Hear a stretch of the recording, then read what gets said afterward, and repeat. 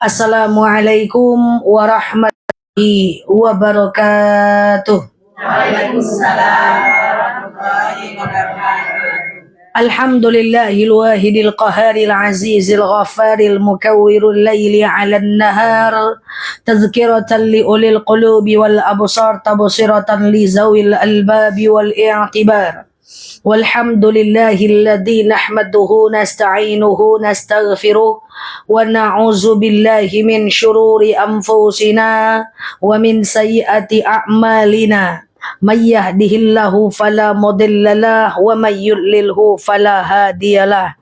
Nashhadu an la ilaha illallah, nashhadu anna Muhammadan abduhu wa rasuluh, la nabiyya ba'dah amma ba'd. Kama qala Allah ta'ala azza wa jalla fi kitabihil karim, na'udzu billahi minasyaitonir rajim. Bismillahirrahmanirrahim. Ya ayyatuhan nafsul mutmainnah, irji'i ila rabbiki radiyatan mardiyah, fadkhuli fi ibadi wadkhuli jannati al-ayah. Wa kama qala nabiyyuna Muhammad ibn Abdillah, man salaka tariqan yaltamisu fihi ilman sahalallahu bihi tariqan ilal jannah. Al-hadis sadaqallahul azim. Yang saya sayangi karena Allah, sebelum kita mulai kajian kita berdoa kepada Allah, semoga siapapun kita yang hadir dalam majelis ini, insya Allah Allah sehatkan badan kita, Allah kuatkan jasad kita, Allah tambah ruh keimanan kita, Allah luaskan rezeki kita, Allah angkat segala masalah kita, Allah jauhkan kita dari orang-orang zalim, Allah matikan kita dalam keadaan husnul khatimah. Amin. Allahumma amin. Salatan wa salaman daimaini mutalazimaini ala nabiyyuna Muhammad ibn Abdillah. Salawat salam kita hadiahkan kepada baginda Rasulullah sallallahu alaihi wasallam dengan lafaz Allahumma salli ala Muhammad wa ala ali Muhammad. Ibu-ibu semua sehat? Alhamdulillah. Jemaah pengajian Khadijah. Khadijah Mix. Oh gitu, mantap nama ya. Mix Rauda ya. Baik, Masya Allah ibu-ibu yang saya sayangi karena Allah. Alhamdulillah bulan lalu di rumah Ahlul Bait kita udah bahas terkait dengan bab hutang piutang, udah clear ya. Maka itu pembahasan yang lebih sulit, kita turunkan sikit, kita naik turun lah ya kan, jangan susah-susah kali lah. Kita membahas mendudukkan. Hari ini adalah perkara bab wudu. Ini penting. Bagaimana cara wudu di tempat umum? Bagaimana jika kita batal wudunya sementara dalam kondisi air yang tak cukup dan seterusnya. Oke, lupakan masa lalu dulu. Wudhu ini sepele, tapi kalau nggak clear, maka kita akan kesulitan di tengah jalan, sehingga kita ragu nih, ini boleh sholat nggak sih, boleh sholat nggak sih, gitu ya, karena wudhu kita kurang tepat. Yuk kita belajar air apa yang tak bisa dipakai berwudhu, bagaimana cara berwudhu di tempat umum. Nanti saya mix apa yang membatalkan wudhu, kalau tidur batal wudhu nggak, makan minum batal wudhu nggak, nganga-nganga batal wudhu nggak, dan seterusnya. Target saya adalah supaya ibu mau menjaga wudhu 24 jam, karena wudhu tidak sulit yang kita bayangkan. Afdolul wudu biqalilil ma. Afdolnya wudu itu dengan air yang sedikit justru. Jadi wudu itu tidak dengan air yang banyak, nggak ada masalah. Dengan air yang sedikit boleh. Oke? Nah, kita mulai ibu-ibu ya. Yang mulai? Pertama, air yang tidak boleh dipakai wudu adalah air yang dipanaskan langsung di bawah matahari dalam waktu yang lama. Jadi kalau seandainya ibu tinggal di Tembilahan atau tinggal di Manda atau tinggal di daerah-daerah yang air hitam macam Meranti, ada orang situ sini? Itu kan air hitam.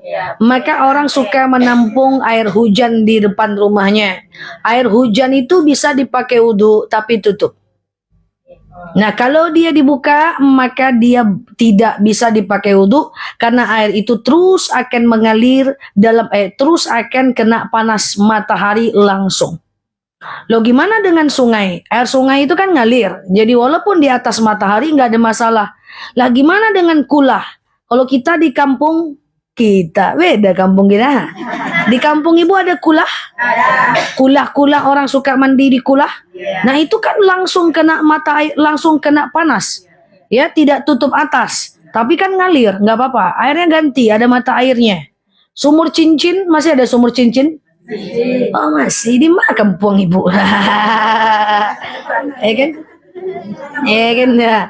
Sumur cincin itu kan ada langsung kena matahari. Maka ketika dia langsung kena matahari, harusnya kan nggak bisa dipakai wudhu. Nah tapi karena dia mengalir, maka karena dia ada mata air, makanya boleh. Ya. Nah jadi itu langsung dipanaskan di bawah matahari langsung itu nggak boleh. Oke, yang kedua, meskipun ada yang membolehkan, tapi ada yang tidak bolehkan adalah berwudu dengan air di bawah bara api sampai dia menggelegak. Malah buah, tidak dicampur misalnya dengan air biasa pun masih ada yang melarang itu. Makanya kalau ibu mau mandi pakai air panas, jangan menggelegak dia. Dia campur dengan air biasa, jadi jangan terlalu menggelegak. Oke, tapi kalau kayak air aqua, mineral, kemudian air galon ya, itu kan dia tidak di bawah bara api dan juga tidak di bawah matahari, maka dia dibolehkan untuk dipakai wudhu. Nanti kalau ibu jalan-jalan kemana-mana, nggak ada air, boleh wudhu pakai air mineral. Oke? Saya rasa sengaja mahasiswa, khusyuk betul ya. Persis saya duduknya udah macam mahasiswa. Yang ketiga adalah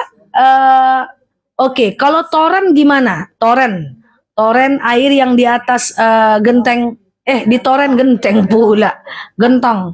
Itu kan dia ngalir air ganti. Itu nggak apa-apa. Tapi kalau bisa tetap ditutup. Takutnya nggak dipakai lama. Sehingga dia terlalu lama di bawah matahari. Paham maksud saya? Jadi nanti suruh tukang naik ke atas tutup. Karena kalau lama misalnya kita cuma sendiri kayak gitu ya. Sendiri aja di rumah nggak dipakai lama. Itu dia udah tak bisa dipakai wudhu. Jadi usahakan tutup. Dia langsung yang tak boleh. Oke? Yang ketiga adalah air yang berwarna dan berasa. Dia berwarna, berbau dan berasa. Ini sebagian mengatakan tidak bisa sama sekali, sebagian mengatakan boleh dalam kondisi yang darurat. Tapi kalau dia berwarna berasa lebih baik jangan. Oke? Lanjut. Nah ini, selabi itu seperti air kelapa tidak berwarna berasa, enggak bisa. Ada yang wudhu pakai air kelapa sambil minum wudhu gitu. Coca-Cola. Enggak ya. Nah hanya tafadhol. Kalau yang berwarna tadi itu kayak air teh. Ya, kayak air teh, air hitam, nggak bisa. Nggak bisa. Kan ada tuh beberapa air yang di daerah-daerah Riau ini yang hitam kan? Hitam gambut, tanah gambut. Iya, itu nggak bisa. Nggak ada penggantinya gimana? Dan mereka pakai air hujan. Air hujan. Udah ada sumur bor. Iya, ada sumur bor, tapi beberapa rumah tetap nggak ada. Daerah Pulau Muda. Ada yang orang Pulau Muda, jauh luar biasa. Ya, Lahan yang boleh. ya, tembilahan itu gambut. Oke. Dia merah airnya tapi tidak. Iya, dia merah tapi nggak berasa, tapi tetap boleh. Iya, tapi boleh sih. Sebentar ya.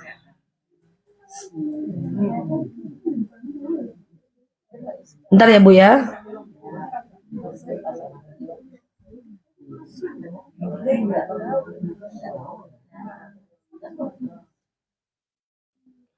Oke, kita lanjut. Kemudian yang lainnya boleh. Nah, sekarang gimana caranya kalau kita cara mengambil wudhu? Kita udah tahu air-air apa aja yang bisa dipakai untuk berwudhu dan yang tak bisa. Tapi selain itu boleh ya. Air mineral, air las segar yang tak berasa. Yang berasa enggak bisa. Rasa leci, itu nggak bisa ya kan? Rasa yang pernah ada, rasa-rasa di masa lalu gitu nggak bisa. Oke? Nah sekarang cara berwudunya. Nah, ibu-ibu yang saya sayangi karena Allah, wudhu itu terbagi dua. Ada sunnah wudhu, ada rukun wudhu. Ada sunnah wudhu, ada rukun wudhu. Ya. Nah, kalau semua ibadah kayak gitu, contoh, ada sunnah puasa, ada rukun puasa. Contoh sunnah puasa makan sahur. Kan sunnah nggak wajib. Kalau nggak makan nggak apa-apa. Contoh sunnah sholat, ayat pendek. Kan sunnah bukan rukun. Jadi nggak pakai ayat pendek nggak apa-apa. Contoh sunnah sholat adalah al-iftitah. Nggak pakai iftitah nggak apa-apa. Kan sunnah. Semua ibadah itu ada sunnahnya, ada rukunnya. Apalagi dia ibadah mahdoh. Ya kan? Contoh lagi misalnya, kalau rukun, misalnya rukun puasa, nahan dahaga dari pagi sampai maghrib. Maka kalau dia minum asar batal dia, karena itu rukun. Rukun sholat, al-fatihah. Kalau nggak baca al-fatihah berarti batal sholatnya, kan gitu kan? Wudhu juga gitu. Ada rukun wudhu, ada sunnah wudhu. Mandikan jenazah juga gitu. Ada rukun mandikan jenazah, ada sunnah mandikan jenazah. Mandi wajib juga gitu. Ada rukun mandi wajib, ada sunnah mandi wajib. Rukun mandi wajib hanya pasang niat, nih mandi wajib kejap. Sengaja aku mandi wajib. Mandi wajib serius mendengar ya. Cemana berarti mandi wajib selama ini ya. Sengaja aku rukunnya. Ibu mandi wajib kayak gini aja udah sah nih. Sengaja aku mandi wajib mensucikan diriku dari hadas besar lillahi ta'ala. Rukunnya cuma niat. Kemudian basuh kepala sampai basah ujung kaki bagian bawah.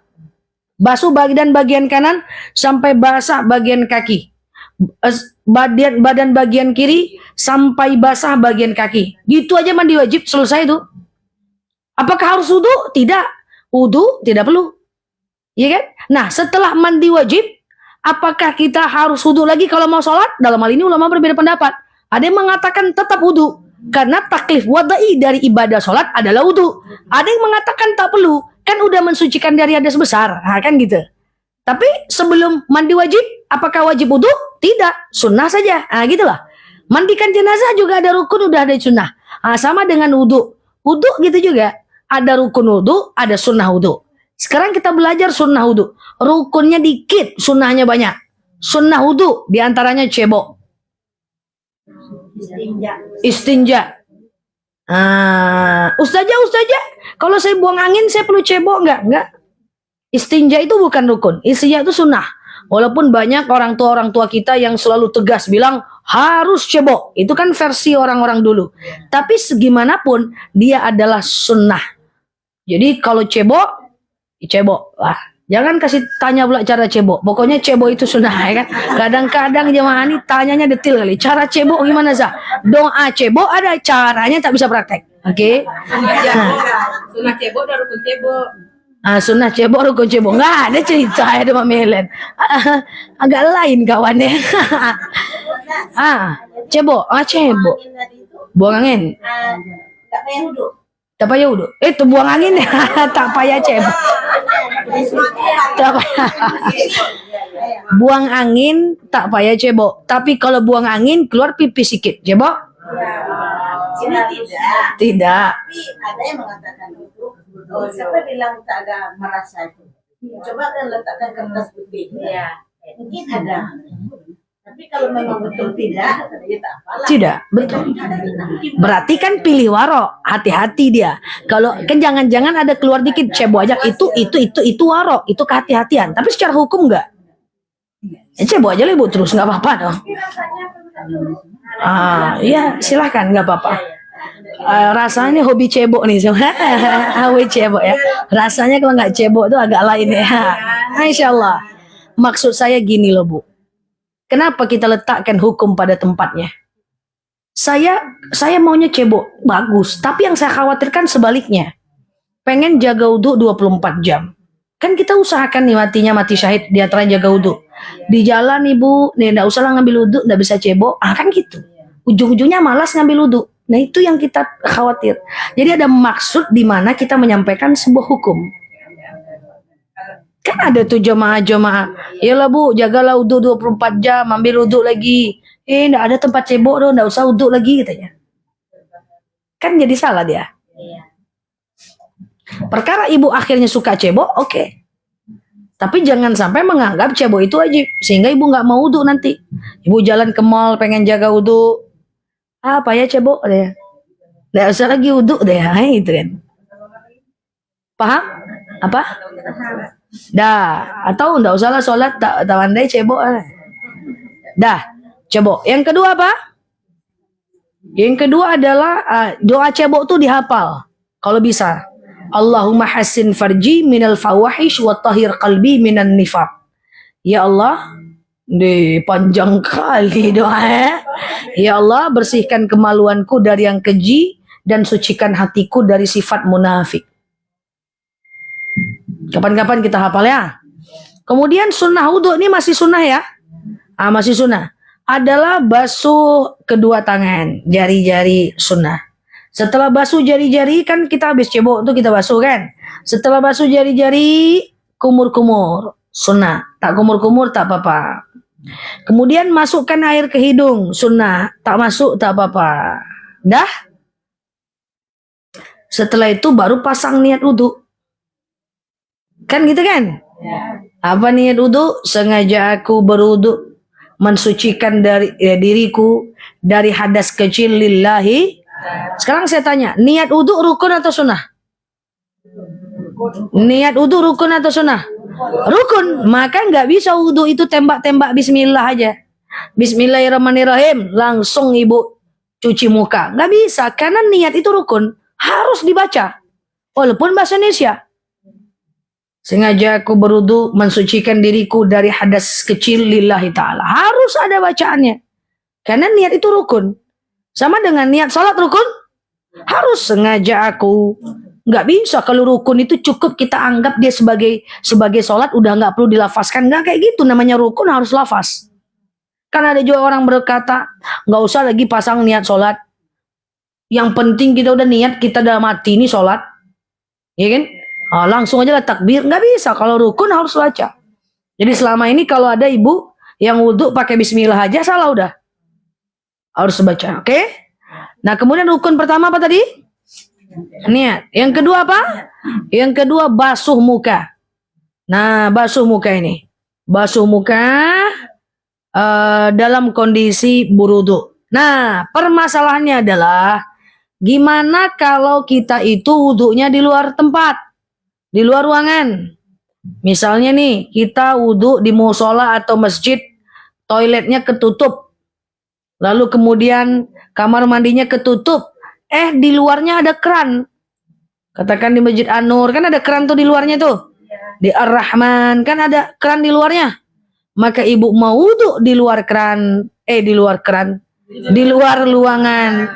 Walaupun gak ada orang, tak boleh buka jilbab. Caranya gimana? Ma dhahara minha min wajhi. Basuh muka yang tampak saja. Nggak usah buka kerudung. Apa? Usap muka. Jangan buka nampak telinga. Nggak boleh, jangan buka nampak leher. Basuh aja muka yang tampak. Telinga belum. Telinga belum kita bahas. Muka. Telinga sunnah bu, nggak wajib. Dah, muka yang tampak. Jangan dibuka kerudung. Nggak kayak gitu saja. Kan kita bisa suruh teman kita woi, halangi aku ya, woi, aku wudhu. Nggak bisa, itu tempat umum. Nggak boleh. Ya. Oke. Nah, jadi ya basuh muka. Nggak bisa, di luar umum. Walaupun perempuan nggak ada laki-laki, kan wajib tutup aurat di luar rumah. Ingat pembahasan aurat? Wajib nutup aurat fi makanil am, di tempat umum. Ada nggak ada orang kan wajib tutup aurat. Nggak boleh masukkan sendal jam 2 malam tengok nggak ada orang dolantak jelas, kan nggak boleh. Maka sama dengan ibu ngambil wudhu. Kecuali ini kan konteks di luar ruangan bu. Beda kalau ibu di kamar mandi perempuan semua. Beda kalau ibu di tempat toilet perempuan semua. Itu beda. Ini konteks di luar. Paham? Selama ini buka? Mantap, buka selama ini ya. Ke depan diperbaiki. Ini dibuka nampak leher aurat.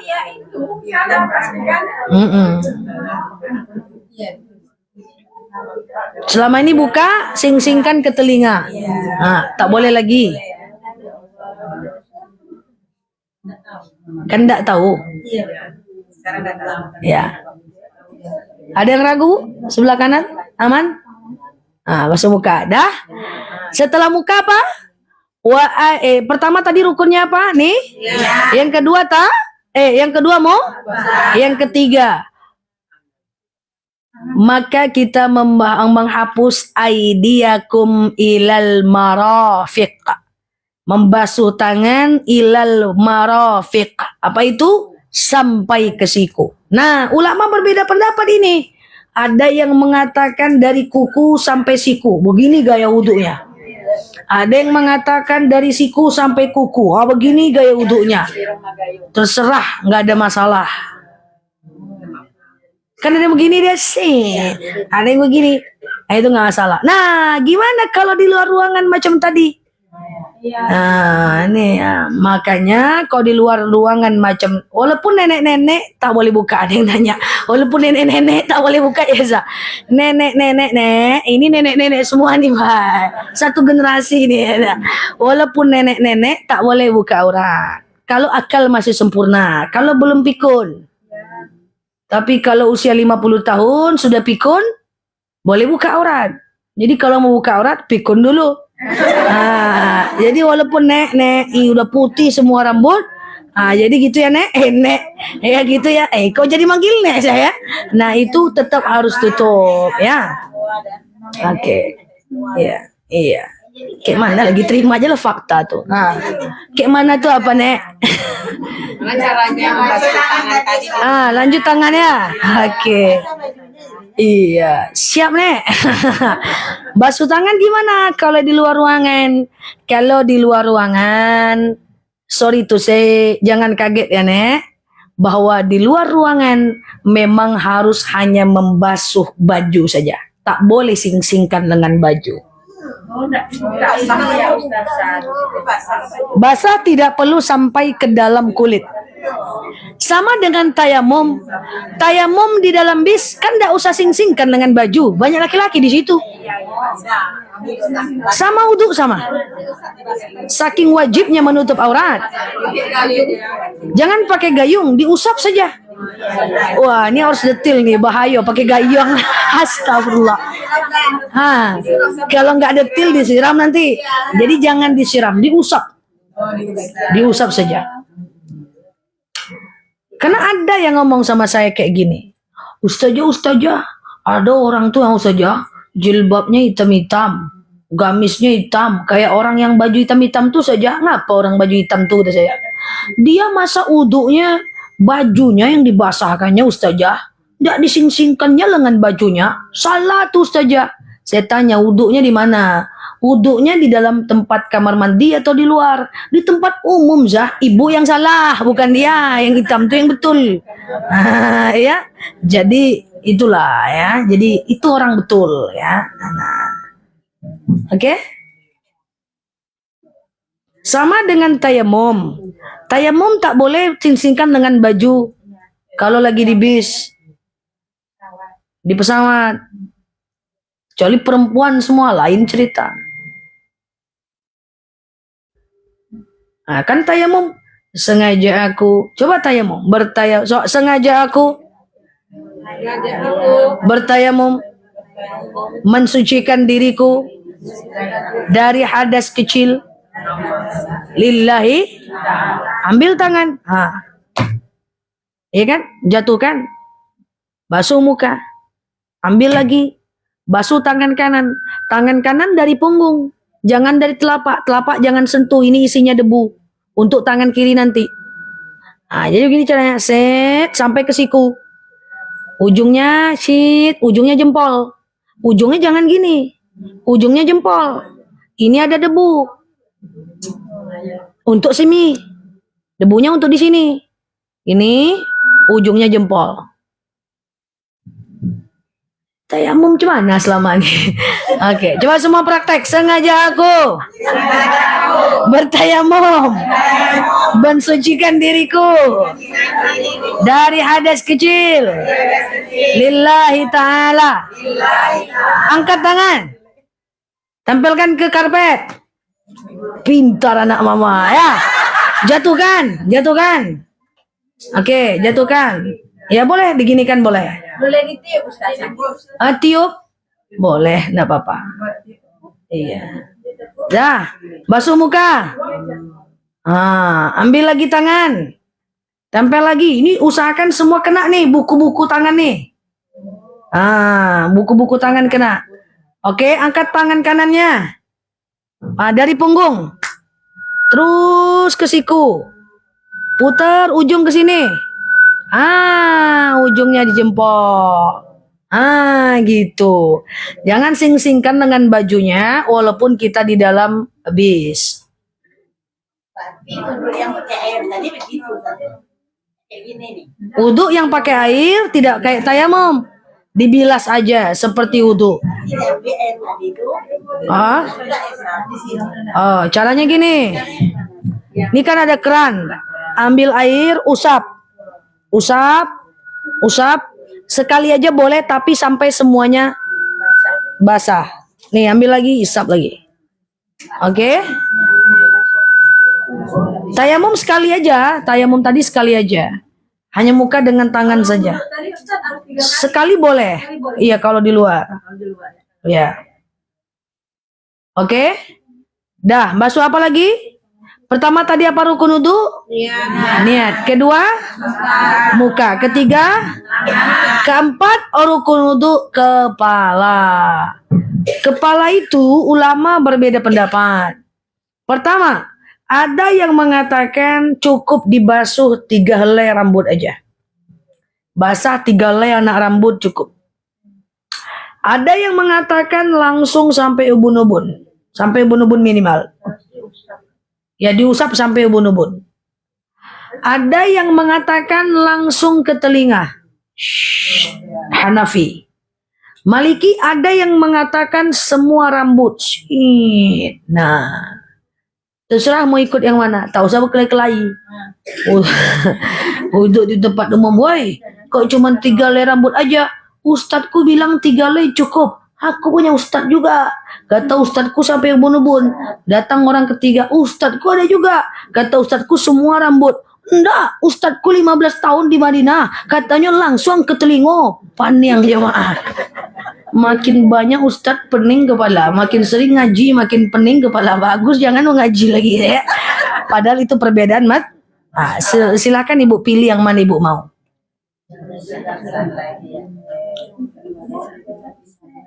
Dah? Kalau di luar ruangan gimana? Menunggu di luar ruangan ya. Di luar ruangan boleh 3 helai atau diusap aja khufnya. Diusap aja kerudungnya. Ya. Sampai ubun-ubun. Dengan air tadi. Tak boleh buka aurat. Buka aurat tak boleh. Ini gini sudah ambil air gini. Ya. Jangan buka jilbab.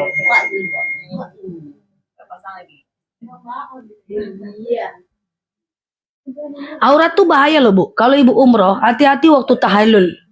Orang gunting rambut pakai tahallul, keluar semua rambut. Ada laki-laki di situ. Iya kan? Maka tahallul saat umroh tuh yang motong tuh nyuruh dia ke bawah, dia potong. Tak. Di dalam kerudung kita. Nggak bisa dikeluarkan aja. Dikeluarkan aja baju tunya katanya. Nampak separuh. Jadi umroh itu harus detail kayak gitu. Itu ibadah soalnya. Oke? Kenapa diam?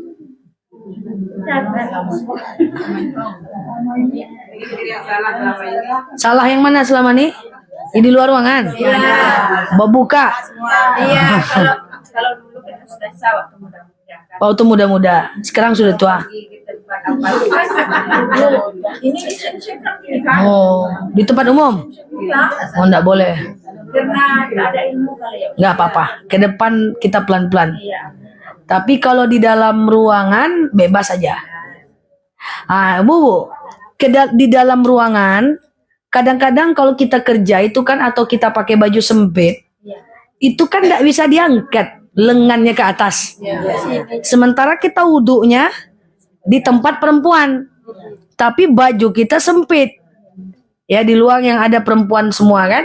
Kalau di luar yang ada perempuan semua kan wudhunya normal tuh, kayak biasa tuh. Cuman kebetulan ini lengannya sempit, itu nggak ada toleransi, harus dibuka.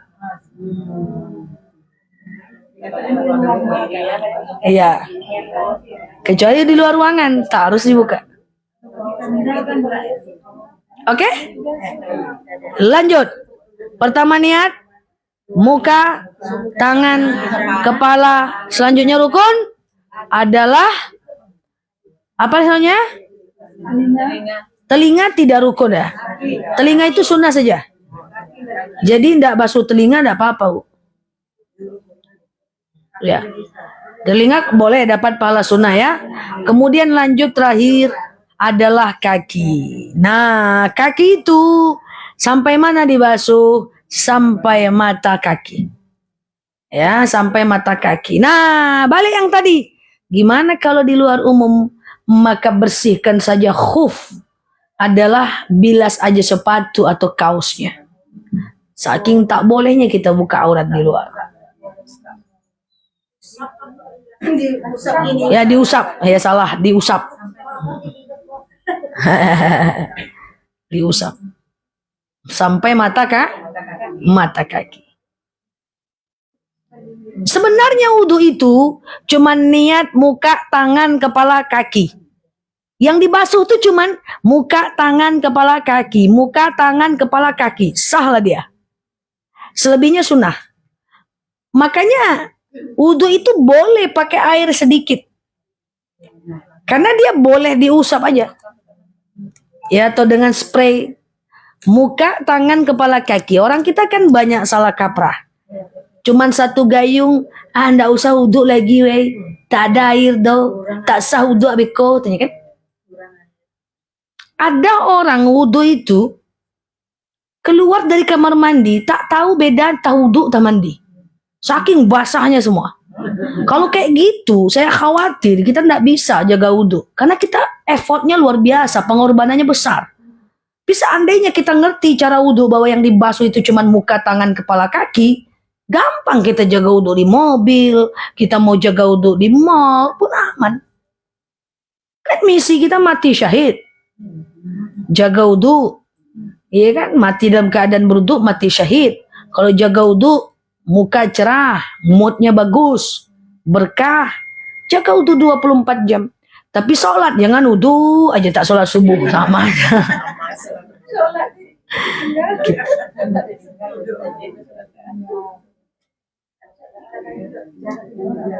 Mana yang ragu di belakang apa? Pakai spray itu basah rata saja. Enggak, basah rata saja. Semprot basah rata. Tawaf ya, waktu tawaf harus wudhu kan. Kalau sa'i nggak harus. Apa kalian?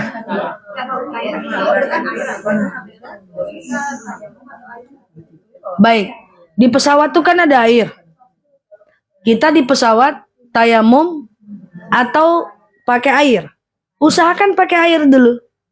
Dalam kondisi ngantri, dalam kondisi waktu sholat udah mau habis, sementara orang di kamar mandi lama kali di ritualnya di dalam, maka kita boleh tayamum. Dan kalau kita pergi umrah, sebagian orang wudhu di kamar mandi, sebagian tayamum.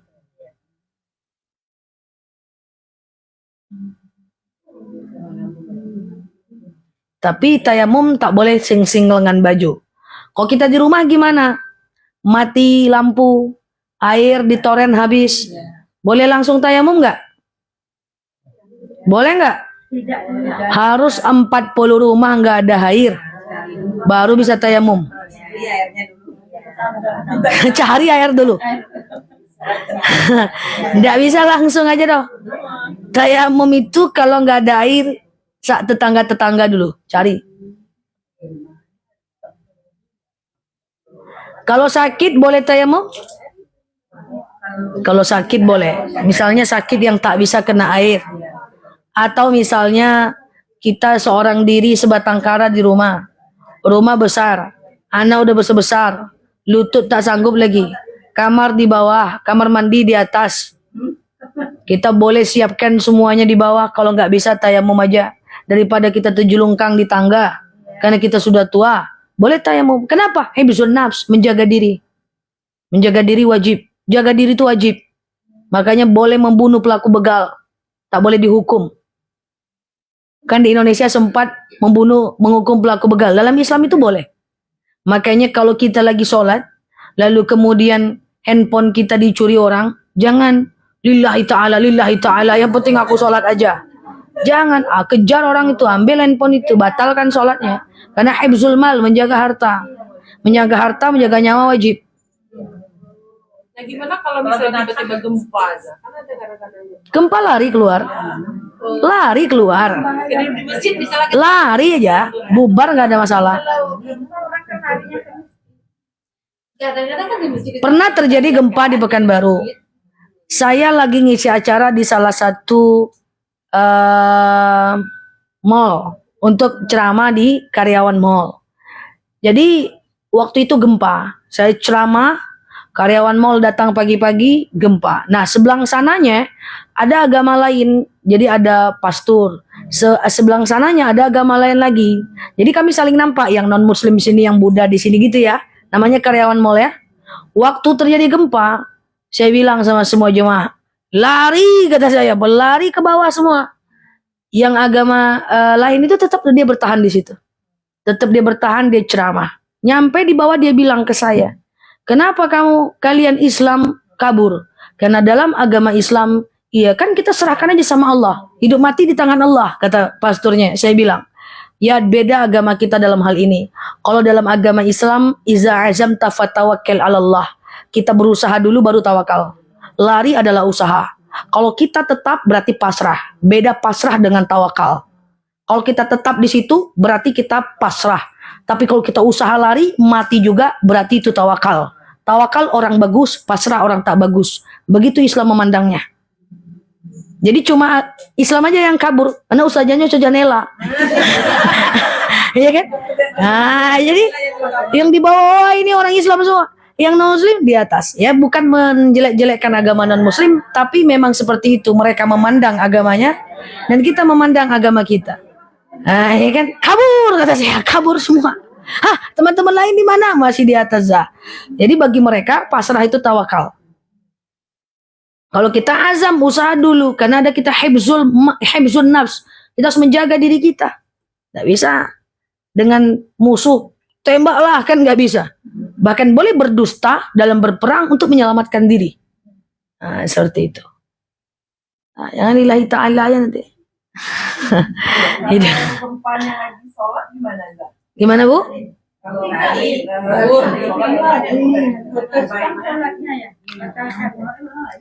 Kalau gempanya lagi sholat, coba jawab dulu. Ibadahnya kita lagi ibadah nih, datang gempa, lanjut atau berhenti? Kemana Ibu mau lari? Gempa lagi sholat, berhenti atau tetap? Kalau gempanya sedikit itu tak.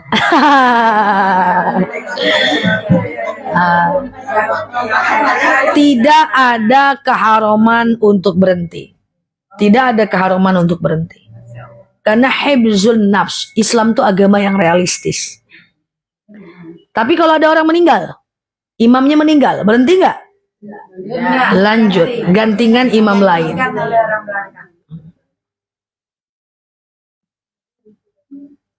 Jadi tawakal itu nggak sama dengan pasrah.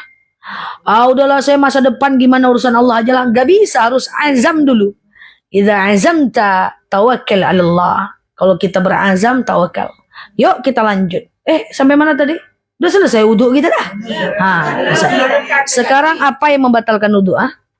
Udah kaki udah. Nah, boleh tanya dulu. Kalau kita kan mau buka, seandainya ada jahitan yang tak boleh kena air, gimana hukumnya? Kita kan wajib cuci muka. Ada jahitan kena air, jangan dikenakan. Ada tangan dioperasi, luka, kena perban, bagian itunya jangan kenakan air. Nggak sembuh-sembuh nanti. Itulah tadi maksud aibzun nafs, jaga diri. Jadi basuh yang tidak luka saja. Nggak bisa saja muka luka, semua luka, kaki luka. Tayamum saja. Nah, yang tadi itu pokoknya tangan kita kena luka tadi tak bisa kena air. Yang lainnya, apa enggak diganti sama tayamum yang sedikitnya? Nggak usah. Nggak usah. Misalnya jari kita, kelingking kita kena sakit. Nggak usah diganti dengan tayamum. Nggak usah.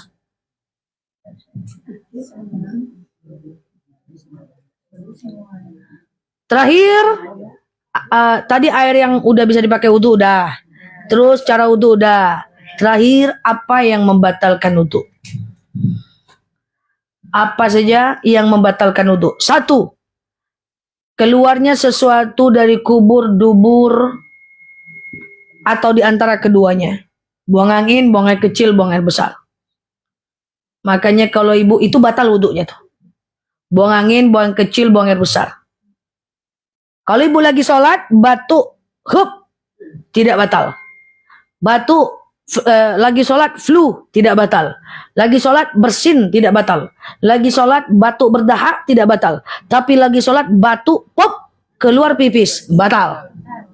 Batal, wudhunya pun batal. Ambil wudhu lagi. Celana tadi jangan dipakai lagi. Simpan baik-baik. Wajib cebok. Wajib cebok, tapi bukan karena mau wudhu, karena keluar. Kedua, batal wudhu kalau kita tidur lelap. Bahasa kitanya lalo lama. Lelap batal. Sampai pinggul kita ini tak nempel lagi ke tanah. Tapi kalau pinggul nempel di kursi dan ke tanah cuman gini-gini aja, tidak batal. Jadi bahasa Indonesianya apa ya? Nggak ngerti saya. Bahasa Indonesianya tidur ayam. Tidak adakah bahasa Indonesia yang mewakili ini semua, tidur ayam? Oke. Kalau tidurnya tak nyenyak, ya tak nyenyak. Oh, pulas. Oh iya juga. Kalau tidurnya pulas, batal. Kalau tidurnya cuman gini-gini doang, takut aku, terkalok-kalok, itu tidak batal. Makanya anak santri di pesantren itu kan kurang tidur. Hampir setiap 5 kali sholat kami itu ngantuk. Ini curhat anak santrinya. Jumlahnya di masjid itu ribuan orang. Itu ada kakak kelas yang menyiapkan sejadah itu. Jadi 5 kali sehari semalam tuh kami tegini-gini. Karena zuhurnya jam 1, jam 12 sudah di masjid. Udah diusir sama kakak kelas kan. Tegini-gini gitu. Kalau cuma gini-gini aja nih, dibiarin nih sama kakak kelasnya nih. Tapi kalau udah hampir nempel ke sejadah, dia datang itu. Dia pukul tuh pakai sejadah itu. Tuh bangun kita. Kenapa? Biar wudhu kita nggak batal. Emang kenapa wudhu kita batal? Kalau wudhu kita batal, ambil wudhunya jauh dan berapa shaf yang putus? Ratusan. Jadi itu kan. Jadi tidur cuman gini-gini doang. Itu nggak apa-apa. Tapi kalau ibu menyandar, batal. Menyandar ibu atau ibu baring di sejadah batal. Makanya dengarkan ceramah ustadz. Kalau lagi taraweh kan kenyang itu ngantuk terus kan, apalagi wajah-wajahnya macam ini kan. Jadi dari habis Isya itu menjelang taraweh kan ustadz ceramah tuh. Ustadz ceramah, jangan nyandar. Kalau ibu nyandar, tuh ibu dengar ustadznya, tertidur ibu batal ambil wudhu lagi. Tapi kalau ibu cuma gini-gini aja, itu tak batal.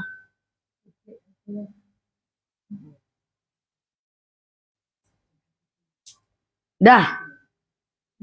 Sikit lagi. Pertama apa tadi batal wudhu? Keluar sesuatu kubur dubur. Kedua, tertidur pulas. Ya. Yang ketiga, batal wudhu menyentuh alat kelamin langsung dengan tangan. Kalau ada garuk-garuk di alas mukena nggak apa-apa. Garuk-garuk di depan gamis nggak apa-apa. Tapi kalau tersentuh langsung dengan tangan batal. Tapi enggak lah ya kan, jarang lah. Skip aja. Nomor 4. Batal wudhu kita bersentuhan dengan yang bukan mahram. tetangga, laki-laki, siapalah. Nah, dengan suami istri batal nggak? Bersentuhan wudu dengan suami setelah ngambil wudu itu Imam Syafi'i bilang batal. Imam Hanafi bilang tidak batal.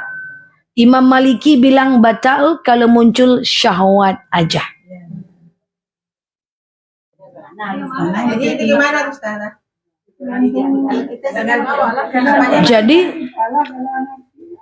Jadi kalau suaminya bilang batal, setelah dia bersentuhan dengan kita, dia ngambil wudu lagi tuh.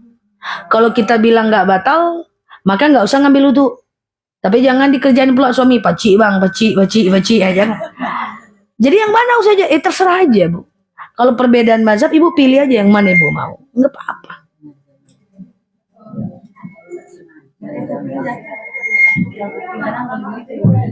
Ya, oke. Boleh. Nanti setelah ini kita jelas. Coba apa tadi yang pertama? Keluar sesuatu. Ubur-dubur. Dua, lelah, nyentuh kelamin, bersentuhan dengan yang bukan mahram. Yang kelima, batal wudu kita kalau kita terkena macam kotoran, najis, kucing, pipis kucing, pup kucing, seterusnya. Batal. Nah, selain itu tidak batal. Makan tak batal, minum tak batal, ngalai-ngalai tak batal, ya, kemudian nonton tak batal, nyuci tak batal, santui-santui tidak batal, cokorek kuping tidak batal, makan tidak batal. Jadi jangan ditambah-tambah. Ada kawan saya pengen jaga wudu 24 jam, yuk minum tehnya. Enggak, ngapa? Aku udah ambil wudu. Padahal cuma minum kan. Nah ini penting ini, ya kan. Jadi hal sepele berubah dia kalau seandainya dia menganggap makan minum membatalkan wudu, repot dia. Tapi kalau makan, kalau dia kena gigi, kita ngantuk. Enggak batal bu, enggak masalah. Iya. Kadang nggak ada ya. Mau tanya, saya dulu ya Bu.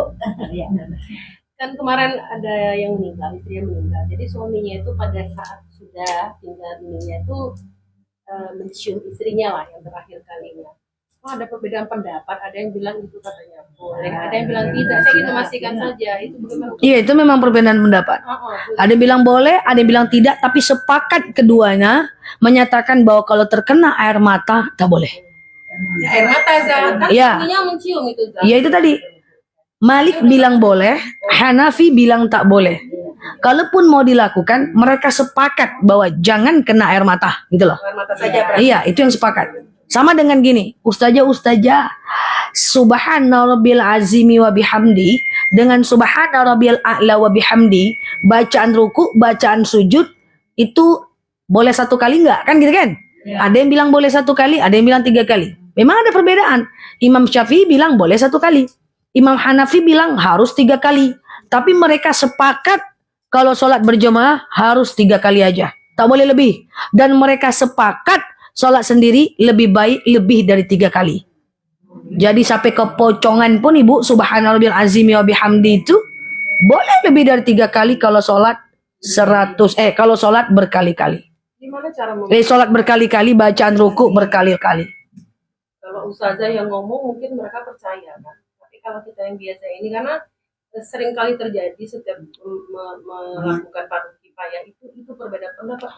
Jadi bagaimana cara mengatakan agar itu masuk ke mereka begitu diperbolehkan? Ya abaikan saja. Kalau ada yang melakukan jangan ditegur di depan orang banyak. Nggak masalah. Iya. Oke? Nah, tadi Yang mana? ini sebenarnya, umpamanya kan ada kita mau sholat, mengambil wudhu. Jadi ya maklum orang dah tua nih kan. Jadi mau cepat-cepat, kiranya udah kena pipis ujung bajunya. Apa ini kita ganti baju semua? Apa ini aja yang kita cuci? Oke. Jadi kalau kita kena pipis, kita udah ngambil wudhu, lalu belum ngambil wudhu. Ya belum mengambil wudhu, tapi kita mau mengambil wudhu lagi nih. Kena pipis. Nah, ya. Mau kita buka apa kita cuci yang kena tadi?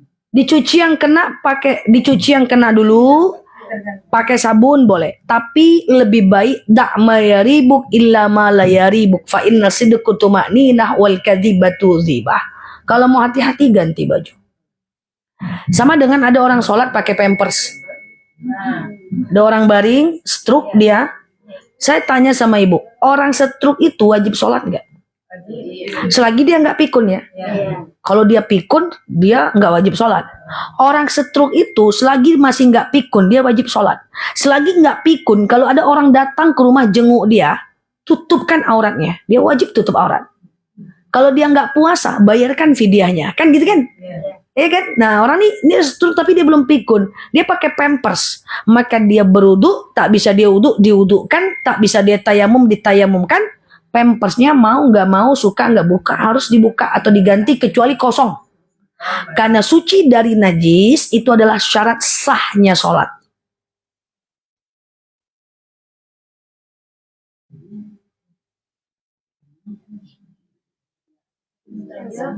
Buka pampers terus dilap. Gimana? Buka pampersnya terus dilap. Pakai basah. Kain basah. Coba jawab. Ini ada pipis kita nih di sini misalnya. Contoh. Bagaimana mensucikannya?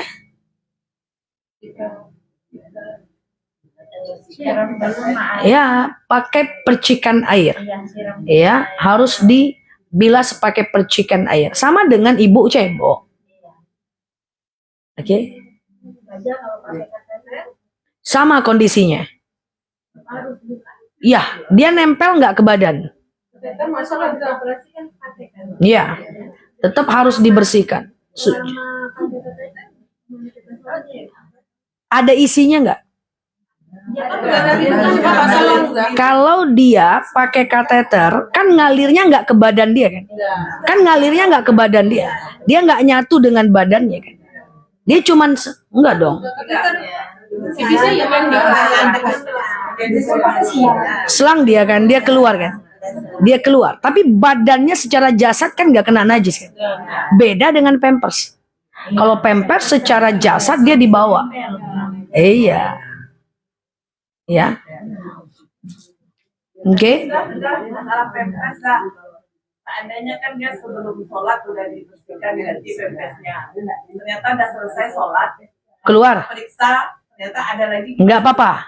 Itu sama dengan ibu keputihan. Orang keputihan sangat dianjurkan cebok sebelum wudhu. Kan keputihan tuh nggak selamanya, Bu. Iya kan? Keputihan itu kan ada masanya aja. Kalau kita lagi dalam masa keputihan, maka kita sangat dianjurkan untuk cebok sebelum sholat. Perkara dalam sholat apa yang terjadi, tak usah pikir. Sama dengan orang istihadah.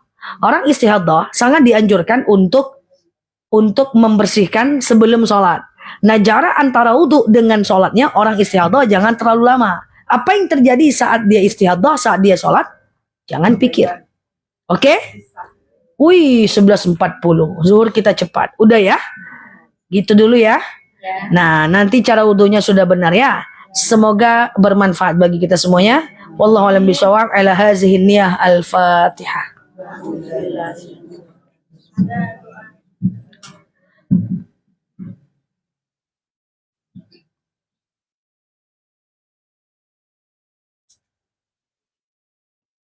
Amin ya Allah, amin ya Rahman, amin, amin ya mujibah sa'ilin. Allahumma salli ala Sayyidina Muhammad wa ala ali Muhammad. Allahumma inna nas'aluka ridhaka wal jannah, na'udzubika min sakhatika wan nar. Allahumma inna nas'aluka salamatan fi dinina, afiyatan fi jasadina, ziyadatan fi ilmina, barakatan fi rizqina, taubatan qabla al-maut, rahmatan indal maut, maghfiratan ba'da al-maut. Allahumma hawin alaina fi sakaratil maut, najatan minan nari wal afwa indal hisab. Allahumma antas salam minkas salam wa ilaika ya'udus salam. حينا ربنا بالسلام ودخلنا الجنة دار السلام تبارك ربنا وتعالى يا هذا الجلال والإكرام Allahumma inna na'udzubika minal hammi wal hazan, na'udzubika minal ajzi wal kasal, na'udzubika minal jubni wal bukhli, wa na'udzubika min ghalabatid dani wa qahar rijal. Allahumma yassir alaina umurana wa la tu'assir alaina umurana ya rabbal alamin. Allahumma in kana rizquna fis sama fa anzilhu, wa in kana rizquna fil ardi fa akhrijhu, wa in kana rizquna ba'idan fa qaribuhu, wa in kana rizquna haraman fa tahhiruhu, wa in kana qalilan fa kaththirhu ya rabbal alamin. Allahumma khususan ila arwahi ummahatina wa ila arwahi abina Syamsidar, Jafar Hamid, Maryam, Astaman, Paradinan, Jasmawati, Zarniati, wa Syarjoni. Allahumma fillahum warhamhum wa'afi wa'afuanhum wa akrim nuzulahum wa wasi' madakhalahum wa silhum bil ma'i was salji wal barad wa naqihim minal khataya kama yunakka sabul abyadu minad danasi wa abdilhum daran khairan min dari wa ahla khairan min ahlihim ya rabbal alamin. Allahumma khususan ila arwahi abaina wa ila arwahi ummahatina wa ila arwahi kulli muslimina wal muslimat. Allahumma ja'al qabrahum rawdatan min riyadil jannah wa la taj'al qabrahum huratan min hubarin niran. Allahumma khususan ila arwahi abaina wa ila arwahi ummahatina wa ila arwahi kulli muslimina wal muslimat. Allahumma la tahrimna ajrahum wa la taftimna ba'dahum waghfir lana wa lahum wa li ikhwanina alladhina sabaquna bil iman wa la taj'al fi qulubina ghillan lil ladzina amanu rabbana innaka ra'ufur rahim. Allahumma istajib du'ana ya Allah, sajib du'ana ya Rahman ya Rahim ya mujibas sa'ilin. Allahumma salli ala Muhammad wa ala ali Muhammad subhana rabbika rabbil izzati amma yasifun. Salamun alal mursalin, alhamdulillahi rabbil alamin. Wallahu alam bisawab. Assalamualaikum warahmatullahi wabarakatuh.